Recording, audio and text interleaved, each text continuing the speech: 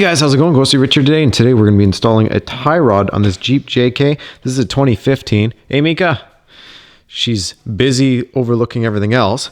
So I'm going to be installing this Synergy one, but just in case you're just doing just one of the sides of your tie rod, something I'll tell you to do is it's going to block the light a little bit here, but see how there's a line on here? You're going to want to measure from right here to right here. What that's going to do is give you the length for your tie rod end. So that way you can loosen off this collar after banging on here to drop it, which I'll show you how to do here in a second. But first thing you want to do is measure from here to right here. That way you know the distance you have to properly go to replace an end. Now, I'm going to be replacing the whole tie rod. I've shown how to do this end right up here. And that's pretty much like doing this end, except for you have a little bit extra collar here, but this is easy to adjust for. You just want to make sure that distance is the exact same. So let's go ahead and first and foremost, get a socket on our first bolt, which is this one. This is I'm using a 21 for, and there we go. Make sure it's on, loosen, and go for it. Just like that. Go ahead, loosen it off. Now, I'll show you something before I fully loosen this off, which is I'm going to continue to do this. I don't want to show you me loosening this off the whole way, but I'm going to end up threading it 2 threads back onto here because we're going to be hitting this with a hammer, and I want this bolt to catch the tie rod when we do that. Now, another thing that you might want to do after loosening these up, I would just make sure they both loosen. And if they don't, shoot them with some penetration fluid.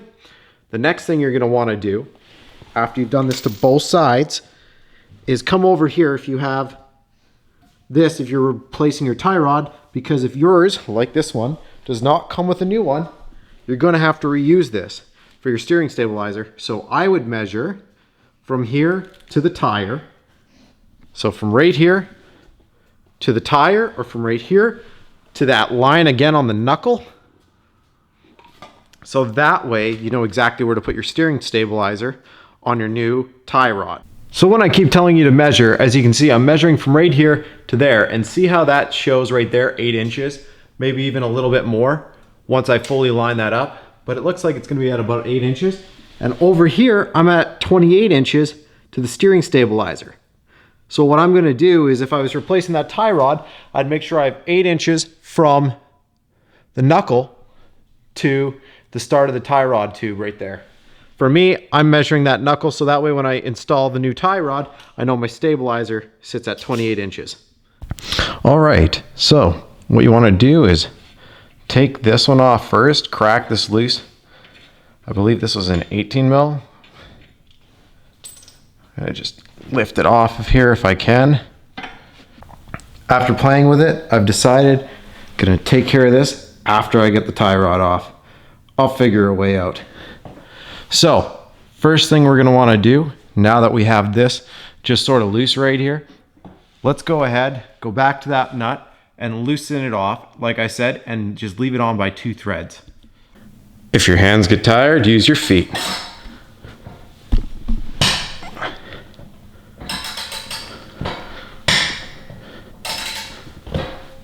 Just make sure you have some strong shoes, because if you get to the end, you don't want to break your toes.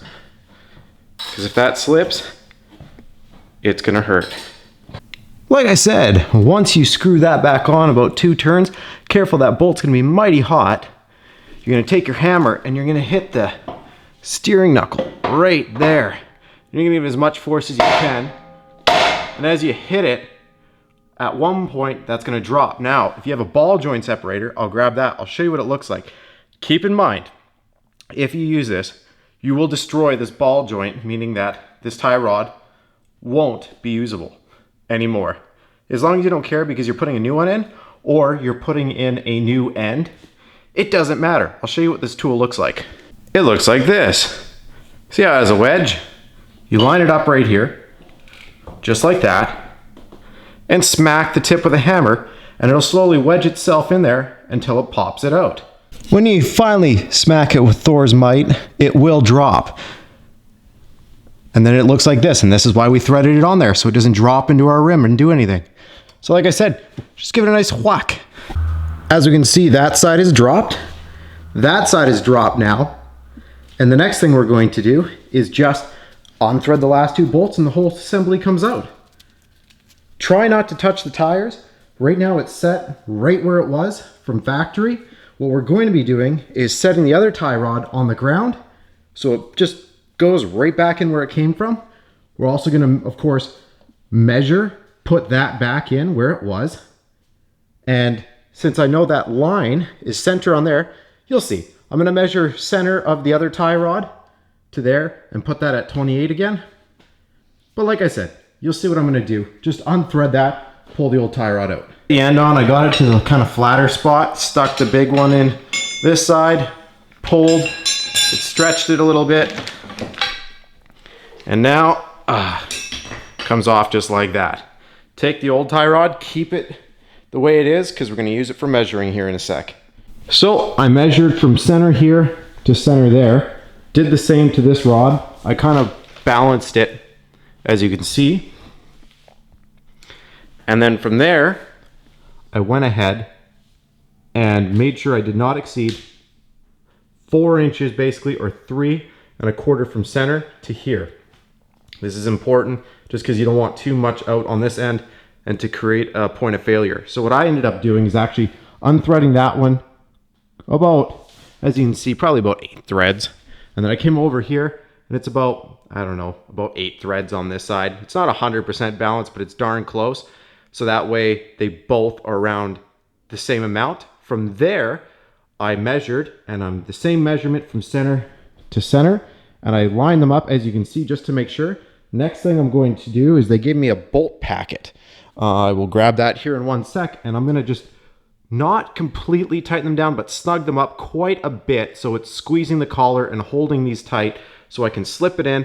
And if I notice I have to make some micro adjustments, I will, but at least this makes it snug until we get it up and in and do our final.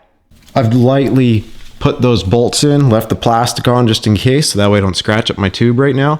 And what I'm gonna end up doing is just lifting those ends in, of course taking the crown nut off, making sure you put it back on like a crown, and then before we crank those bad boys down, like I said, we're just gonna thread them in, and technically those should slowly slide in the exact same position if your tires have not moved. Well, I threaded in that side. I put my foot over there and see how it's just poking through. Now I'm gonna go to where my foot is and put the nut on that side. So I literally lined that one up, held it kind of up with my foot because I couldn't quite thread the nut on yet. Came over here and then slid that side up, adjusted it a little bit micro increments just to slide it up there so I can tie that nut on. Now I'm gonna go thread that nut on, and then we're gonna torque these to spec, and then we're gonna just check our wheels from there. Next you're gonna do, set your torque wrench to 55 foot-pounds. After we've set it to 55 foot-pounds, lock it in. Go ahead, grab either 1 1/16 or 27, slap it on there, click your torque wrench on, and crank them down to 55 foot-pounds.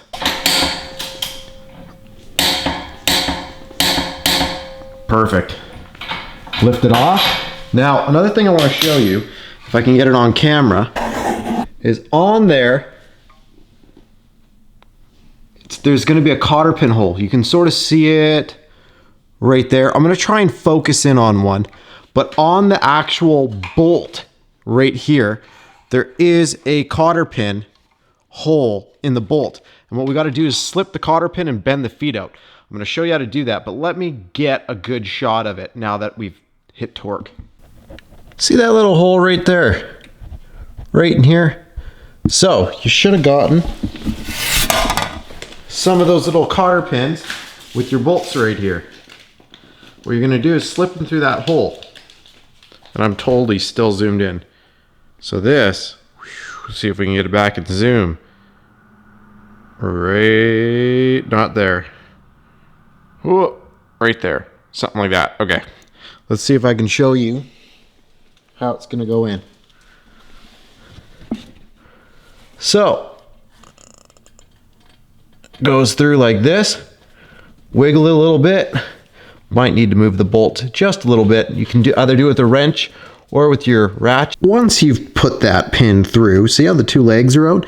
You're just gonna either bend them one way, one the other way, or you can bend them both the same way, it doesn't matter. You just don't want it jiggling out. You can sort of see, I bent one leg up onto the top of the bolt and one to the side. So I measured from that acorn in the center to that acorn nut in the center.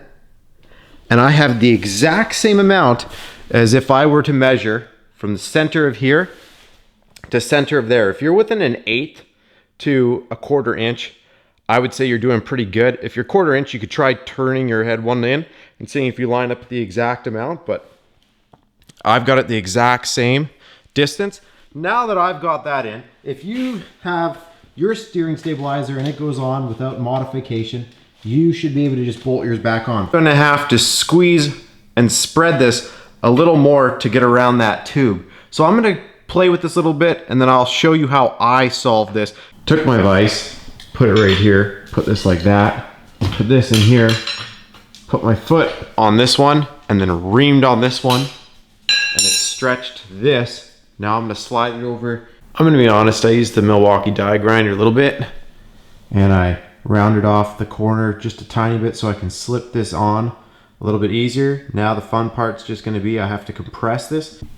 So what I did, put it over the tube, took a clamp, clamped it back down to the size it should be, and so see it still moves. Then what I did is after I clamped it down, I got on the very edges, put the bolt back in. It's still real loose right now. I'm going to set it up at my 28 mark and then crank that bolt down. So it can be done. If you don't have a die grinder, you can use a file. It's going to take you a lot longer. You can use other means. But yeah, I just thought I'd show you. I used a bit of a die grinder just to clean up the edge because I wanted it smooth so it would slide over.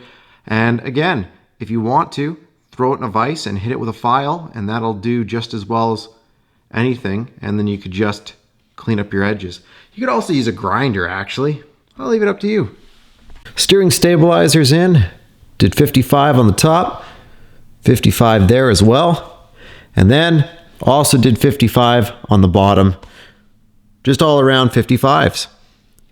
After I did 55 foot-pounds, now, yeah, we're basically ready to go. As you can see, we're still nice and level there, and we're good to go. Couple things with this, install's pretty good. If I were to do this again, I would tell you to order the different little flip bar kit right there so that way you could flip it up and have just the single collar. That would be one thing I would suggest doing. Other thing is in a while, if you want, you could give them a pump of grease, but it does already say from factory, comes with lots of grease, so don't be in a rush to go and throw grease in them. Other than that, it looks like a very solid unit. I'm sure there's some people that have already taken it out bashing and stuff, so definitely go look at some reviews. Other than that, thanks again for watching. Hope this helped you install yours, and that's about it. Have a great day.